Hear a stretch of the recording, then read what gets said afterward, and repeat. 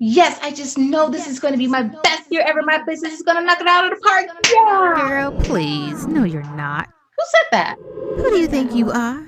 Besides, it'll probably be really hard. You suck at consistency. Even if you make money, you won't be able to handle success. Stay small. It's safer that way. Oh my gosh, I gotta call Nicole.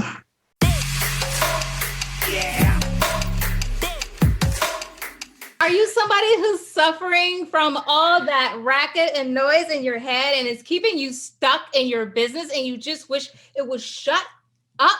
It's that inner critic. And today I'm speaking with an inner critic coach, and she's going to talk to us on how to recognize that voice and hopefully get it out of here.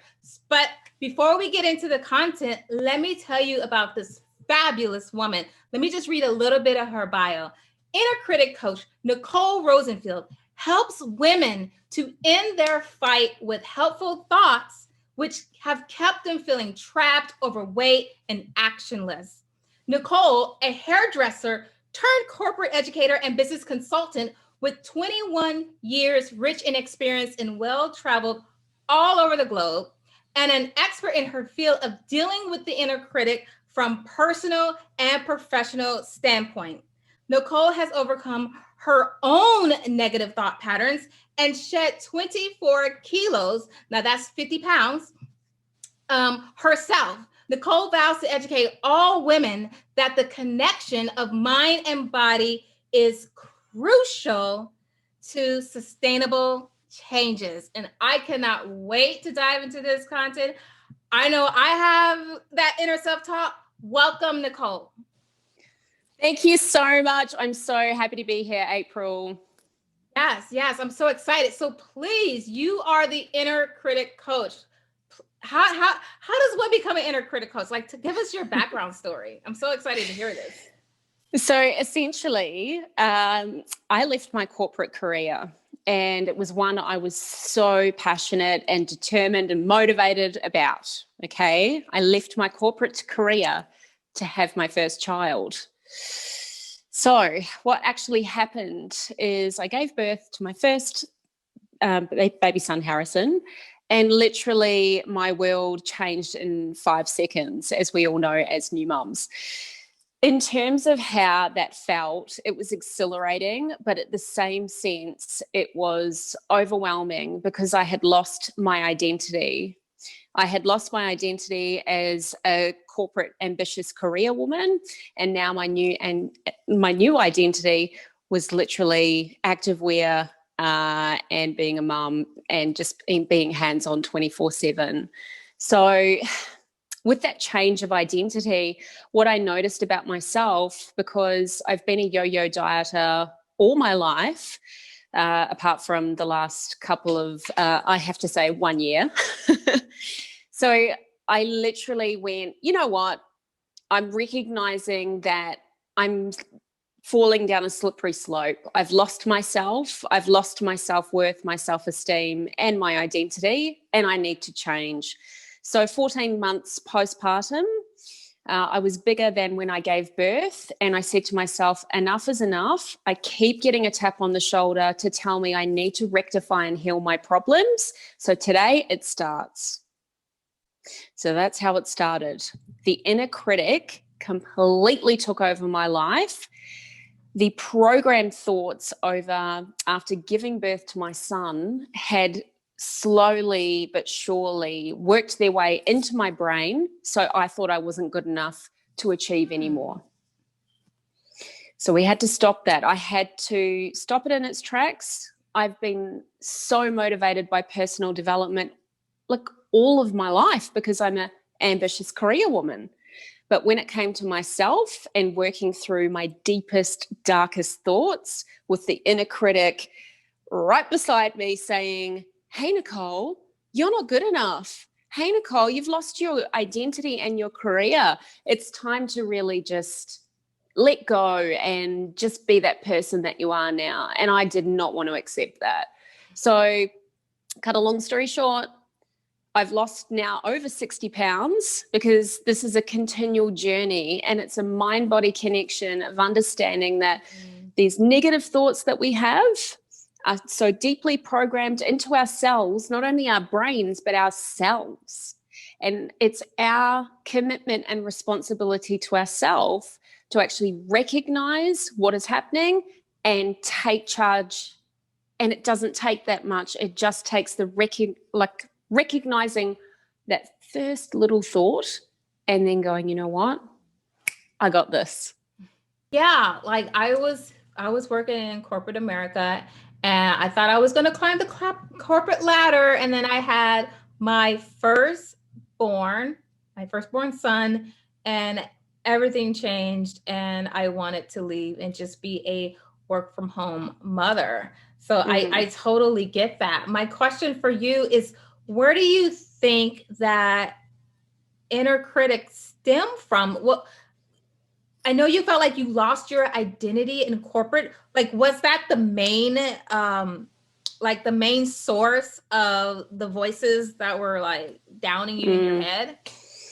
So the inner critic actually starts developing as a young child. So we as mothers, and those that aren't mothers, that's okay too. This is how it works. So essentially, we are fed stories or limiting beliefs of others around us. So our parents, our grandparents, friends or close relatives, and caregivers to that child. At the age of 5, especially young girls actually start acquiring limiting beliefs in their mind. So they start to think at the young age of 5 years old, I can't achieve that, or I can't do that, or I'm not good enough for that. So we really have to look at the process of where do these thoughts come from? And they literally come from our childhood. So as we go through the ebbs and flows of life, and then, we get to the age where we want to move out of home and we leave the nest.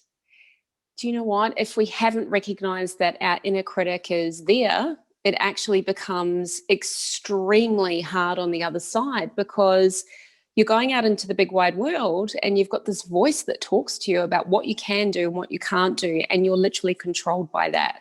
So it amplifies as an adult. Yeah, that's so good. And I'm learning to be more careful what I say around my children. Like I have an 18-month-old, and so it's like, okay, maybe the things I said to my now 15-year-old, it's like I probably don't want to say to my 18-month-old, because as you get older, you learn things and you learn about the inner critic and how things are downloaded at birth. So what would be your suggestion? Like, what should I be doing now to make sure I'm not downloading negative beliefs and limiting beliefs as she gets older? Well, it's really starting with you. So everything starts with you, and it's a radical responsibility to want to change the way that you perceive yourself first. So a lot of things come into play, like, what are my limiting beliefs and what does this define about me? So for instance, if you need to work on your confidence or your self-worth or whatever it may be in specific areas of your life, because some areas of life we flourish and other areas of life we don't. So it's simply looking at those areas and going, okay, number 1, I'm in this situation. What is the thought I am having? Because, Aprille, the gold is we have 6,200 thoughts a day. So that equates to 4 thoughts a second. That is huge. So subconsciously and consciously, we are literally feeding ourselves constant programmed thoughts that we think are true. They're not true. A lot of the time, the negative aspect comes from the inner critic. So you'll be in this experience that I was just talking about, and your inner critic will all of a sudden, this voice pops up in your head, or a story, I call it. It's like a great story. And it's a great story because it's a story.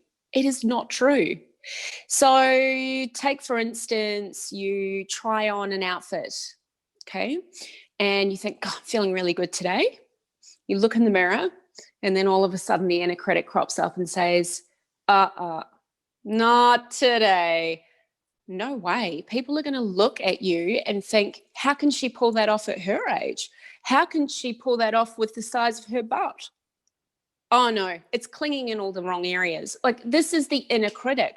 Now, my best advice is to stand back, because how many thoughts have gone through your head at that moment? Because how long have you been standing in front of the mirror? And if the statistic is 4 thoughts per second, we are feeding ourselves on loop, and that is scary. So we have to step back and we have to say, is this my truth? Is this my truth? Does it really pull in that area? Do I really not have the confidence to wear this? Do I deserve to wear this? I absolutely do. So once you start bolstering your self-worth and self-confidence, all of a sudden you are like strong enough to stand up to the inner critic. And is this something that you have to do with every thought? Because I could just imagine, you put on the dress and you're like, I look nice. And then you notice, oh, yeah, I forgot about that. And then you have like 50 negative thoughts. And that would sound exhausting to try to boost yourself up like every time. Yeah. So what we have to do is look at how we feel about ourselves in general. So I keep coming back to self-esteem, self-worth, confidence, and feeling worthy enough in your own self. Because when you build up those skills, all of a sudden the narratives become smaller and smaller and smaller. And that's what we need to do. So if I had a whiteboard and like back postpartum when I had just given birth, that whiteboard would be filled with stories and lies that I have fed myself for 14 months.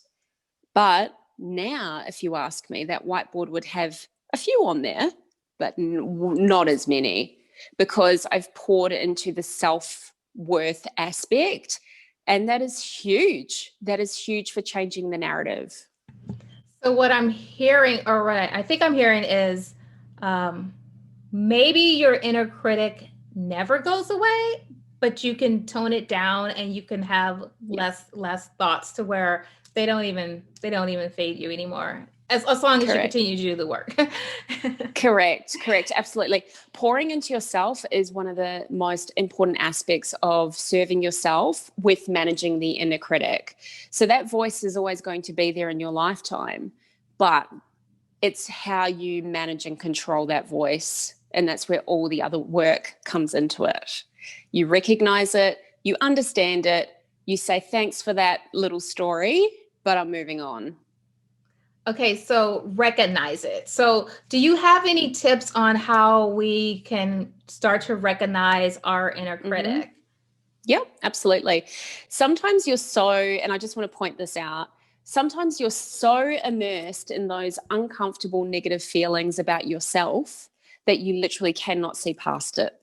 So you're programmed that way, and trying to think to change is actually, you want to do it, but you're overwhelmed because you're so far into feeling comfortable with the negativity. And sometimes you don't even realize it's negative. So there's a lot of aspects there. So the main thing is, my simple tip for anyone out there that's struggling with the inner critic, stand back from yourself for a moment. Ask yourself, is this my actual truth? Honestly, is this my truth? Okay. One of the easiest ways to overcome this and to actually get a positive outcome is to have a notebook or a piece of paper somewhere. Have the thought, and these may be, because we have so many thoughts a day, it may be the ones that you want to work on first. So you pick one of the really overwhelming thoughts that you have, and, one of the hardest ones, and you go, I want to work on this one. And I'm going to give it a go until I feel better about it, because it's all a work in progress. So grab that notebook, journal, whatever it may be. You know what? I'm not journaling for me. I just go, well, I don't know if I love journaling, but the biggest thing is you grab a pen and paper, and depending on your learning style, this will really help you jot down what you're thinking. So if I jot down, I don't feel good enough about myself today to go out and meet my friends because I feel overweight and unappreciated, or something like that. Now, when you write down this thought, you read it again, you process it, and then you research that thought and go, okay, what is the actual evidence that, number one, you can't go and see your friends because you feel overweight? Like, would your friends be judging you on the fact that you've put on weight? No, because they're your friends. You need your friends around you to feel love and support, so you can get on with what your goals and dreams are. So it's really analyzing where you're at that moment, standing back and asking yourself, is that evidence? Is there any evidence that's attached to that thought that makes it true? Otherwise, if it's not true, it's a story. Stopping in your tracks, picking up again, and then number one, you've recognized. So that is the biggest tip I can give. You've recognized, and you recognize you need to change it. Okay, so we have a random thought. Yep. And if we can, write it down. If you don't have a notebook, get a crayon, get a napkin, write it down, process what you just wrote, look for the evidence, ask yourself, is this true? Like, is this really true? And if you discover that it's not true, then it's just a narrative you created from long ago, and you can start a new story. Yeah, it's a limiting belief. It literally, you can do anything you want to do in life, but you are the one that's accountable for either moving forward or staying where you are. And I think when you really subjectively look at the inner critic wants you to stay where you are. It doesn't want you to move. It doesn't want you to form and shape into the person that you've always dreamed to be. Like 1.5 billion women per year, this is a massive statistic, give up on their hopes and dreams. So why do they give up on their hopes and dreams? Literally because their inner critic is rife. They don't know how to control it. They don't know how to manage it, and they've got low self-confidence.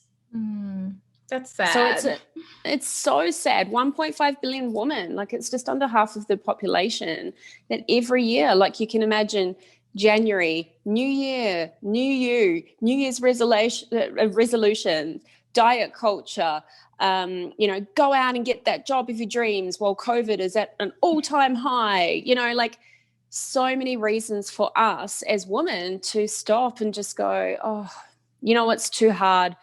Oh, I don't have that confidence and self-worth. Like I close my eyes because I feel that pain, because I was there, and it's a roller coaster. So to recognize that pain is like the hardest thing you'll do in your life. But the harder the things are we do in life, the better the outcomes and the better we can get on top of what we want to do. Yeah. So if you're surrounded, or you're not surrounded by a support system, and like, what do you do? I mean, you have your inner critic, then your environment is negative. How do you rise above that? Where do you even begin to start? Yeah, it's really overwhelming to think about it, because really, essentially, you are the 5 people that you are around on a consistent basis. And if those 5 people aren't your support network, and they're saying, oh, what are you doing? Like, of course you should eat that cake, or come on, let's just go out for dinner, or don't worry about putting your resume into that new job. If you've already got one, it's good enough. Like those types of messages, yes, they're not supportive. But It's about us craving the change that we need in our lives. So we have to be 100% willing to try. And with that radical acknowledgement, then we can move forward. And the coping mechanisms with learning about your self-worth, your confidence, what you actually have the ability to do, and what somebody is feeding you on the other side of what is possible, you can do it. You can absolutely do it.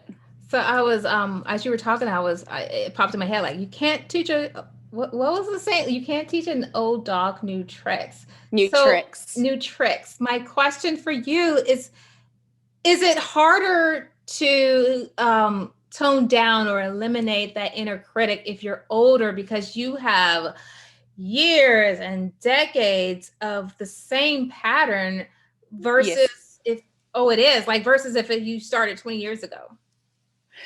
You know what? It's real, but it comes down to how much do I want it? Right. Do I want to keep living like this? Do I want to keep telling myself these deeply programmed habits that keep holding me back from everything? Like, you could be 80 years old and want to change. You could be 70 and go, you know what?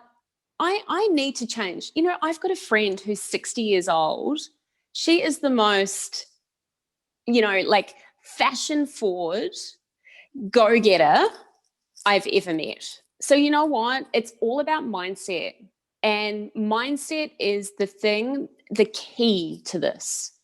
If you have the right mindset, you can achieve anything. Or if you just want to achieve baby steps, you know what? We start with bite-sized pieces. That's all it is. It's not something that you have to jump 100% into if you don't want to. If you just want to dip your toes in to try and see how the water feels, we do that. Yeah, and so that's good. That's good. It all depends on, like, how bad do you want it. But I could see this being really comfortable, just staying where there are for some people. It's kind of like this struggle. It's like, consciously you don't like this, you don't want this. Subconsciously, though, that's the problem. That's the issue. Yeah, 100%. And we are okay. Consciously, we have these thoughts, and we can tell the thoughts, okay, there's no evidence, this is a lie, and I'm moving forward, okay? But subconsciously, that's when we have to pour into ourselves and do the personal development to kick those subconscious habits that keep filtering in. We have to do the work on those, because if we don't, they're going to be coming forward to us constantly, and we're never going to be able to move forward. They are the hardest ones. And even in my own experience, sometimes I'll be going to complete something or doing something, and I'll feel really overwhelmed, and old stories will start coming back. And when I say deep down in the cells, I mean your body feels it. The experiences that you've had in your life, which were traumatic, or whichever experiences they are, your body remembers, not only in the brain, but in the body. It actually stores those memories and experiences. So if you think about, let's use me as the example, I was so overweight, but I was carrying the weight of the world on my body because I had lost myself, I was emotionally eating to literally stop feeling. I was numbing myself out. And then I was storing all of these bad feelings in my body as well as my brain. So when we talked about the mind-body connection, and when you introduced me, it's so important to work through that and move your body and move those experiences out and change your neuro pathways. Your neuro pathways are so important. We learn something new and we stretch something called neuroplasticity. It is the biggest tool for change. And I have to admit, one of the biggest things that helped me overcome or get to that mind-body connection is moving my body and doing something new that I didn't necessarily understand how to do, but I pushed myself to do it. So it's not like I went to the gym because COVID, I mean, you can't. So you can't go on a treadmill and go, okay, I'm going to walk 6.5 for 10 minutes at an incline of 1.0. It's like turning on TikTok and going, I'm going to watch all the great videos today.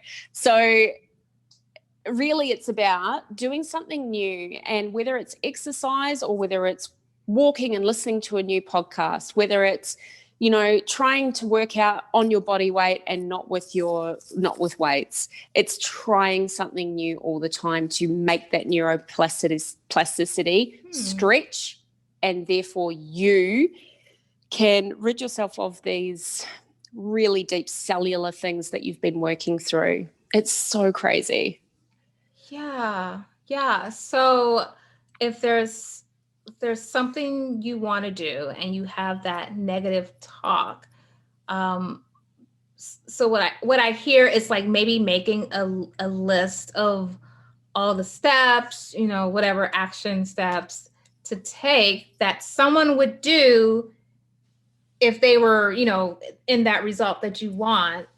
And the more you do it, you start to change the connections. Yeah, absolutely. The more you do it, you start to go, you know what, that feels really good. And you start to move and bend your mind and your body in ways that you never thought was possible. So therefore, that's a really positive attribute. And then as you start practicing it and you're talking to your inner critic as well, there's a massive combination that's going on there. And that is one of strength. That is one of, I believe in myself enough and I have enough self-worth to actually put this time into myself, and I believe I'm worth it. And the things that will happen from that are the most positive things that have probably happened to you for a long time, because you believed it could happen and it's happening. Awesome. It's available to us. And so you hear about 66 days to, you know, do a habit or keep to a habit. So what is your opinion? So how many times or how many days do I have to repeat doing an action step to eliminate the inner critic before it starts to get a little bit easier? Because I would think at the beginning it's kind of, you have to really force yourself and maybe put it on a calendar or have a timer or something to remind you. So recently I worked with a client and we worked through the process of, this is not my truth, okay? And I said to her, look, I don't want you to dive on in and be really overwhelmed. She's a mother of 5 and she runs a farm. Like there's a lot going on there, and she's trying to do her own business too. So I said to her, the easiest, quickest tool that you can tell yourself right in that moment, you don't have to do anything else. You literally pick up and say, I've recognized the thought. Here I am. Okay, is that my truth? No. Where's the evidence? There's none. Okay, tick, tick, tick. I've recognized. That's enough. Then she came back to me and she goes, you know what? It was really good, but after a while that started diminishing. Now that was about 2 weeks. Okay. So we start to get into the zone and then all of a sudden we fall off the wagon. And that's like 80% of people at this point in time, Aprille, it's like fall off their New Year's resolutions because we just don't have the self-belief. So in terms of that, 2 weeks, she fell off the wagon. We picked her back up and we actually used the process of saying, you know what? I'm just going to scribe down what I said to myself. I'm going to go and do a couple of tasks. Then I'm coming back and then I'm going to read that. And every time she had one of those thoughts, she quickly scrolled it down, left it, came back when she had time. And she was like, oh my goodness, I treat myself terribly. I have to stop these thought patterns. Recognition. I have to stop these thought patterns. I'm passing them on to my children. So big breakthrough. Okay. This woman is not exercising yet, but she's getting there. She has to literally move her body and her mind together to then bridge the gap. Because once you've bridged the gap, the goodness happens. Yeah, you made me think of like about 6 months ago, my mom just out of the blue, she was looking at something, a part of her body. Women do that. And she was like, oh my God, that is so ugly. And I just was kind of like, well, that's kind of negative to say about yourself. No wonder I look at, my body and I'm like, oh my God, Yes. look at my nose. Oh my God, look at my teeth. I know. It's really vicious. Like, can I just add to that? Yeah. Every time, because my parents live overseas, and every time we video call on WhatsApp or whatever, my mother always picks up and my son is sitting there and she goes, oh, Nana looks terrible today. Nana looks terrible. And that's the message that she fills to my son and me every time we talk. No. Nana looks terrible. And every time I reframe and I say, no, Nana doesn't look terrible. Nana is the way she is today, and that's fine and acceptable. So it's really hard when other people filter on top of you. But yes, you're right. That's where the limiting beliefs come in, my friend. Yes. Yes. Awesome. And so I have one last question that I was thinking. So let's say you work through this and maybe a decade, your biggest voice, biggest limiting beliefs, biggest inner critic is squashed. At least you think it is. Is it normal one day for it to pop up again and be just as strong? Does that mean you haven't really done the work? Like, what does that mean? It doesn't mean that you haven't done the work. Literally an experience or something that's deeply inside you, like inside your cells or inside your mind subconsciously. You've been triggered and it's happened and you're living through it and you thought, hang on, no. I thought that I had dealt with that. But the brain is tricky. The body is tricky. Like, here we go again. So really it's about identifying, well, is that really my truth? I know that it's not. And if it is, I really need to work on that for some reason or aspect of my life that it's cropped up again. Really all of us go through that. And my clients know me, anyone that knows me, I'm highly transparent. And I think sharing those experiences together really help people heal. And for me, I had an incident yesterday, and that incident was a complete trigger situation to an experience I've been through before. My body remembered. Subconsciously, I've, had all these filtering thoughts coming through, and I'm like, wow, I thought I dealt with that. But I'm human. It's a human experience, and it's about, okay, I recognize that I still haven't, I need to process that a little bit differently, and there is nothing wrong with that. I don't think there's any self-proclaimed, guru out there that can say, yeah, I've 100% changed my inner critic, come to my course. You know what I mean? Like, you just can't. It's a work in progress. And the thing with personal development and being in that entrepreneurial spirit, you're always pouring into yourself. You're always learning new things. You're learning new content. And you're pushing yourself, if you really want to, like constantly above the barrier of what you think is achievable for you. So you're going to be pushing many, many, many buttons along the journey. Yeah. And I guess the biggest aha here is just that decision to change, because I can imagine manifesting those triggers to put you right back where you were. So just being diligent in that beginning. Yeah, totally. And just recapping, like not letting it take over your life to the point where you've already got a million things that you need to do in your life, right? Yeah. And the overwhelming aspect of thinking, oh my God, well, if I want to change my inner critic, I've got to be X, Y, Z, and I don't like that. That's scary, painful, and I just don't want to go there. It's the bite-sized pieces and like one of the biggest things that comes into the inner critic, I'll just pop this one in here, is the guilt shame cycle. So you have the thought and you don't recognize it, and then you punish yourself for having, or doing whatever it may be that you've done that you feel awful about or guilty about. You start believing that belief is true. Okay, no matter what the story is, your brain has this fantastic way of churning over the information to create a belief system around it. And then you go off in your day guilting and shaming yourself around this thing that you told yourself, but it's not true. So when we break that pattern of it is the guilt shame cycle, and we break through that and we go, you know what, I'm better than this. I've recognized that thought. That thought is not going to it is not going to touch me today. I am good with this. I have got this. That's when you know you're succeeding. And that, to me, the bite-sized piece is enough to know that you're doing the right thing. You don't have to change your whole life in one day. We all know that 80% of New Year's resolutions don't work. Yeah.